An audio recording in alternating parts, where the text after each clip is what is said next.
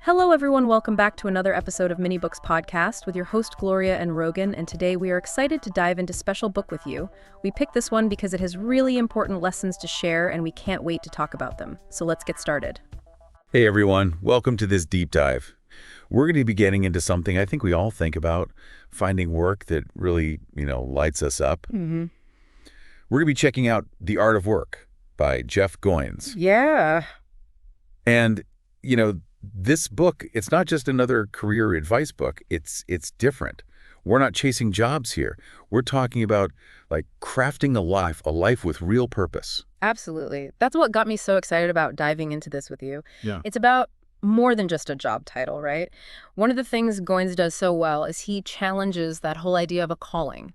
Mm-hmm. That myth that some people just stumble upon their true calling. He kind of throws it out the window. It's not like winning the lottery, is it? Exactly. He says it's not about some preordained path, It's about the choices we make every single day. Our actions shape our lives, not some, destiny we're just waiting to uncover. That's really empowering when you think about it. It makes me think about that story Goins tells about Garrett Rushmiller. This athlete, amazing athlete, diagnosed with a brain tumor. Wow. Can you imagine? Yeah. Talk about a curveball. Your whole life changes in an instant. And this is where Goins' idea of choice gets real. So instead of getting stuck in what could have been, Garrett and his father, they chose to focus on what they could control. Mm-hmm. They get moving forward. They even started competing in triathlons together. It's not about pretending the challenges aren't there. It's about deciding how you're going to respond to them. Exactly. You have power, even when things feel impossible. Yeah. And that reminds me, Goins talks about accidental apprenticeships. Oh, yeah. And I love that phrase because for years I was trying to learn to teach myself graphic design. Mm-hmm. It was rough. And then one day, just talking to a friend about it, turns out their neighbor was a professional designer. No way. I know. And that one conversation, it changed everything. It's like mentors, guidance. It can show up in the most unexpected places. It's like those detours in life. Sometimes they lead us exactly where we're supposed to be. Totally. Speaking of those unexpected paths, there's Jody Nolan's story. Oh, yes. She found her calling helping others write Get This Goodbye letters. Wow. And she discovered that after losing her husband. So her story just shows how our experiences, even the really tough ones, they become part of our skill set. It's like those challenges we face, they can become like stepping stones. Exactly. We find strength in the things we overcome. But, it's not always easy. And Goins doesn't pretend it is. He doesn't sugarcoat it. He talks about what he calls painful practice, and it can be, painful. Oh, yeah. And to show this, he talks about 2 American Idol contestants. Oh, okay. So there's Stephanie Fisher. Tried out 7 times. 7 times for American Idol. 7. Never made it past the first round. You think at some point, maybe the 3rd time, she'd be like, okay. Right. But he compares her to Colby Kayat, Okay. who she actually got rejected at first, too. Oh. But she went on to have massive success. I mean, Bubbly. Come on. Everybody knows that song. Huge hit. So what's the difference then? That's what Goins asks. What makes some people, achieve mastery while others just keep hitting a wall? Right. And to answer that, he brings in this psychologist, K. Anders Ericsson. And Ericsson, he studied something called deliberate practice. And basically, it's not just doing something over and over again. You have to push your limits, identify your weaknesses, and constantly be looking for feedback so you can improve. So it's not just about showing up. No, you got to be willing to get uncomfortable. It's about pushing through those moments where you just want to toss it all out the window. Totally. And, that takes us to one of the most important things I took away from The Art of Work, embracing the power of the pivot. It's like you try something and it doesn't work out, but instead of giving up, you're like, okay, well, maybe that's showing me a new direction. Yeah. Like failure, it's just an opportunity to course correct.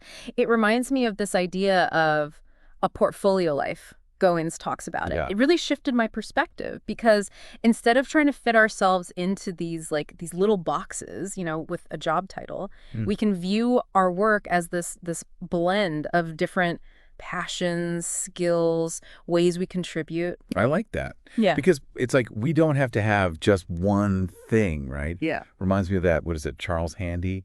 He talks about those different types of work. Yes. Like the stuff we do for money and the stuff we do at home and, volunteering, all of it. Exactly. It's like this tapestry of different things. And with a portfolio life, you can kind of weave those together. Mm-hmm. In a way that feels authentic to you. It's not just what's my dream job. It's more like, okay, what lights me up? Even if it's not like a paying gig. Right. Like, how can I do more of that? Yeah. Because fulfillment, it comes from all these different places. It's like designing a life where work isn't a chore. It's like a part of who you are. Exactly. And then it's not this one grand purpose we're chasing. It's a collection of things, Big or small. Yeah. It makes me think about that story Goins tells about Sam, is it? Yeah, the farmer. Yeah, in Uganda. And, I mean, he has very, very limited resources. Right. But he finds so much purpose in just taking care of his family, his community. It's a good reminder, isn't it, that true mastery, it's not about fame or being rich. Mm-hmm. Sorry to interrupt you guys. If you're enjoying this podcast, then don't forget to check out our official YouTube channel, Mini Books Podcast, and subscribe for more great podcasts like this one. It's about, I don't know, aligning what you're good at, what you love, with something bigger than yourself. Yeah, and Sam found that in his family, in his community, Yeah. And it makes you wonder, like, what is success really? Who gets to decide? Yeah.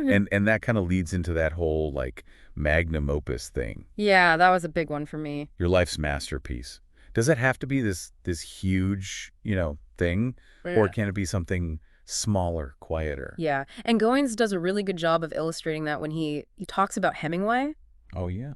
who, achieved a lot, critically acclaimed author, but he died feeling like he hadn't lived up to his own potential.